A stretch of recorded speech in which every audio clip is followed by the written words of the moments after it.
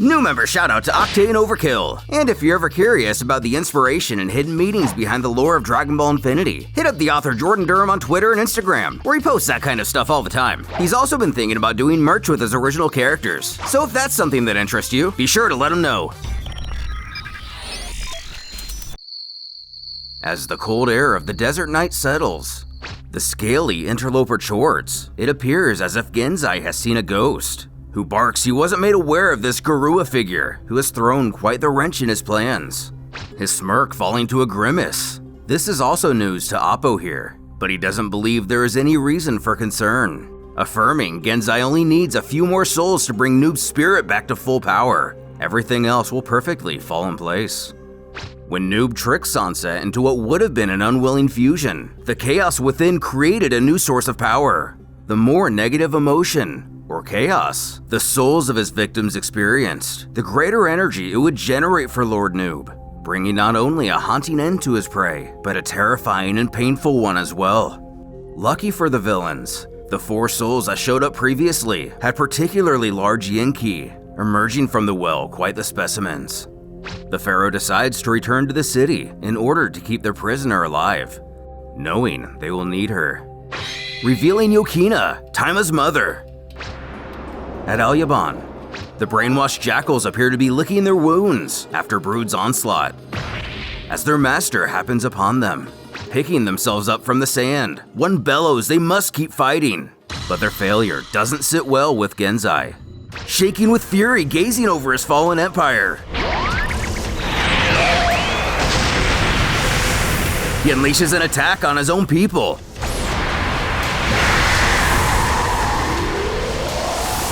causing a whirlwind of souls to cascade through the sky. Oppo taking a sick pleasure in the countless disembodied forms around him. Leading the way, Sho, Russo's father, heads into the tavern per Mirai's instructions. Peering through the crowd inside, it's made clear immediately who he's here to find. The fish vendor shouting, "It's the Banished One!" The old fellow breathing a sigh of relief. The day has finally come, and everyone needs to know who the Pharaoh truly is. Going back to the moment when he was exiled to the desert, the man walked into Genzai's chamber while he was supposed to be powering the city, only to discover him asleep with a glass of wine still in hand. And behind him were a huge stockpile of batteries connected to his throne, the city's real source of power. During this revelation, the Pharaoh woke up and could sense the intruder's presence.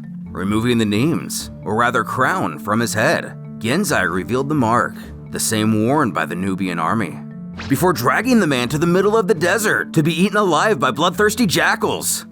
But luckily, he was saved by the Thoth. Amidst this story, a new force makes its way into the tavern, causing the old-timer to beckon who the patron is. Sho happily chorting, it's Yokina's adoptive son, Taima, thanking him for being there for his own son. When Russo realizes there's something definitely off about his friend, who, skipping the formalities, shouts his mother is missing, not able to sense her anywhere nearby. Apologizing they looked everywhere but couldn't find her. The old-timer jumps from his seat at the reveal Taima is Yokina's son, as Yokina is his daughter.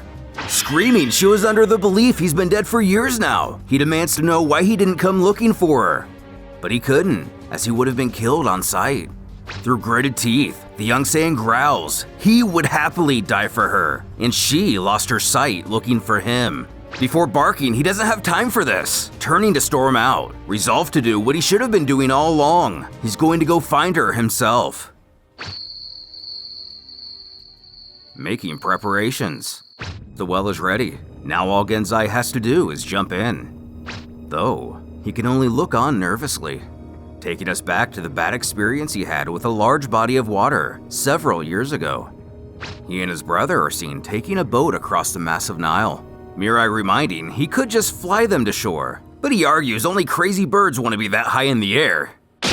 As the boat begins to rustle in the water, a spontaneous wave takes them about a dozen feet in the air. However, it turns out to be much more dangerous than a mere wave. Sobakron emerges from the sea, while Mirai is able to effortlessly fly to safety. Genzai screams in terror as he plummets what seems like 100 feet down to the river below. The impact causes him to lose consciousness, but his brother is able to save him in time. Nonetheless, this memory has left a very sour relationship between the Pharaoh and any sizable body of water, giving him anxiety to even gaze upon it. Following our hero, Russo can't help but notice the changes Taima has undergone, asking what happened to him, who bluntly responds, Mirai sent him to destroy the fountain of the gods. And while doing so, something indeed happened. Feeling within him a raw, ancient power, as if the sun itself is burning within his chest, only able to control it through intense meditation, albeit while suffering the excruciating pain. Pausing, Russo questions if he even knows where to go. But earlier, Taima sensed all the life energy from Alyaban disappear all at once, leaving only the aura of a sinister presence. So that's what he will follow, fully believing his mother is there, though he's still not completely able to control this new godly power. As things are currently, it may as well be a ticking time bomb, and when he gets mad, he can feel it begin to slip, having no other choice but to find a way to maintain control of it. Uneasy and not really knowing what else to say, his ally suggests it may help if he relaxes a little. Either way, he better get going. When the old man comes rushing towards him, pleading to let him come with, but the Saiyan scoffs he would only slow him down. Maybe he was a warrior a long time ago, but now he's in no shape to handle what lies ahead. Quickly arriving to his destination,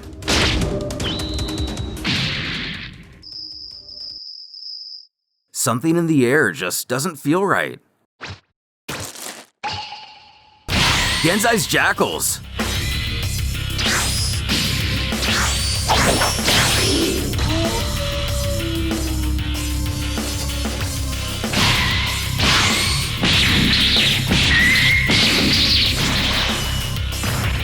Letting himself be known. Genzai cackles this power will be his, but he doesn't believe he'll need it to defeat Taima.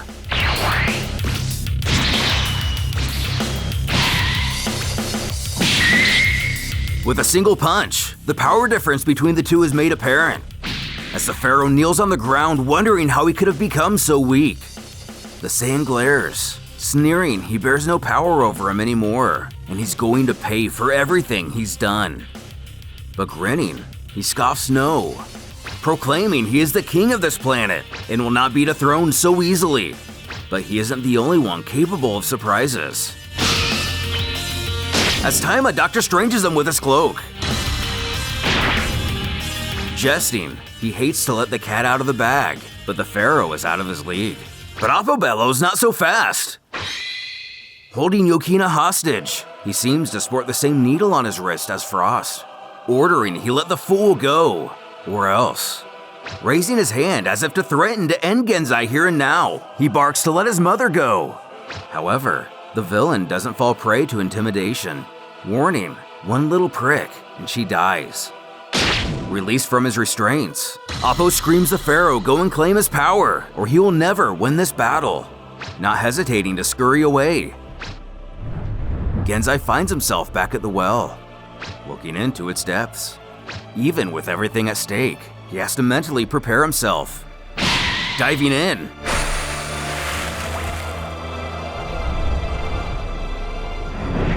A strange darkness swells, consuming Genzai, ushering forth the true form of Lord Noob, whose voice echoes through the barren desert. He is not the same fool they have been dealing with, as only Genzai's body remains, and it now belongs to him. Taima baffled at the scene playing out before him, as one of the jackals questions if they should resume their assault on their master's enemy. But he growls that won't be necessary. In fact, even having them around won't be. Booming, your souls are mine! Has Genzai been tricked into something he wasn't previously aware of?